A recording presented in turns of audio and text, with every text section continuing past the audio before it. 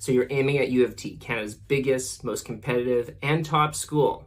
Well, I'm going to show you exactly what it takes to get in, the types of programs that you can be admitted to with your current GPA, how to prepare for those broad-based admissions, and the key deadlines and things that you need to prepare to successfully get into U of T. We broke this into different topics. So programs, competitive standards, deadlines, the application process, including that strategy, and those practice questions and interview tips. If you want to skip to that part, go ahead, but we're going to cover everything in detail starting now. So these are the programs that are available at U of T, and also their rough competitive average. Important to note that competitive average and minimum average are different. So minimum average is what it takes to even be able to submit an application. The competitive average is what you need to be accepted against all the different peers that are applying that same year as you, that same cohort. Now, I'll walk through these degrees quickly and talk a little bit about their differences and their competitive average that you're expecting to see. The first up is Bachelor of Applied Science. This is engineering, for those that don't know. Now, for this, you need a high 80s or low 90s. And this is for students that want to start in the general engineering program, and then they're going to specialize later into civil, mechanical, etc. And they're going to go on and do that in their third and fourth year. Now, on the other hand, Bachelor of Applied Science in Engineering Sciences is low to mid 90s. And what that is and how it's different is it has you actually focus a bit more on the research aspect of engineering, and it's really gearing you up more for master's and PhD programs that happen at the post-grad level. BBA is your Bachelor of Business Administration, and this is in the mid 80s. Now, this is not a Rotman Bachelor of Commerce degree, and it's offered on University of Toronto's Mississauga and Scarborough campuses. So it's a little bit different. It's a little more general and a little less competitive than BCom, but it's a good alternative if you want to study business, but getting into Rotman is not a reality for you. So a BBA and an HBSc is another Bachelor of Business Administration and Honors Bachelor of Sciences. And this is if you're wanting to combine that more general business program with a sciences degree. The BBA and Masters of Accounting and Finance is geared toward people that want to actually take that step into the profession of accounting and finance. So it's that accelerated pathway that allows you to focus on that professional designation of either being a CPA or CFA. BCom. Now, this is that University of Rotman degree that is so coveted. This is where you want to go if you're wanting to work in large multinational corporations, venture-backed startups, maybe start your own startup, or go into private equity, investment banking, or consulting. And of course, it's very competitive. You need around a 92% to be accepted. Bachelor of Kinesiology. So for that, you need about a mid to high 80s. This is a good pathway if you're wanting to go into physio, chiropractor, athletic therapy, coaching, that kind of thing. Bachelor of Music requires an 83 to an 88. And this is more the study of the practice of music versus the performance of music, the practice and theory of music. And this is great for instruction or if you're wanting to research music more in depth. Bachelor of Music in Performance. This is more performative. This is more setting you up to actually perform at a professional level. And so for this, you need to have a mean average of 83 to 88%. Your Honors Bachelor of Arts is low to mid 90s, and this is your more general arts program that's going to cover a wide range of arts degrees.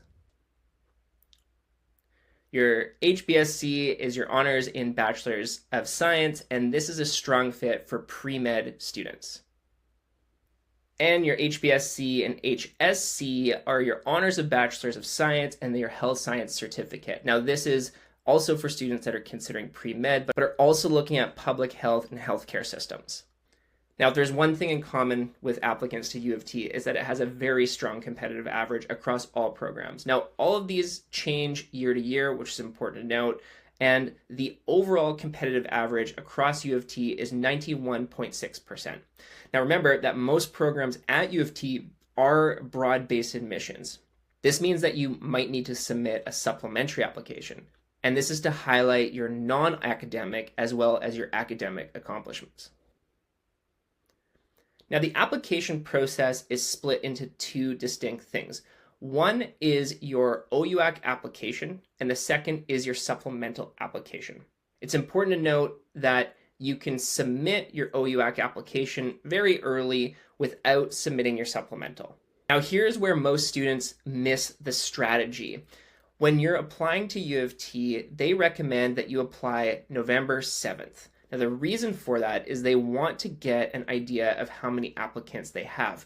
And they really recommend it because you might hear back from U of T earlier if you apply earlier. Keep in mind that these are the 2025 deadlines, and the 2026 deadlines, or in the future if you're watching this video, make sure that you're checking those every single year, because at the time of making this video, the 2026 ones and on haven't been announced. Now, here's where the application process can get strategic.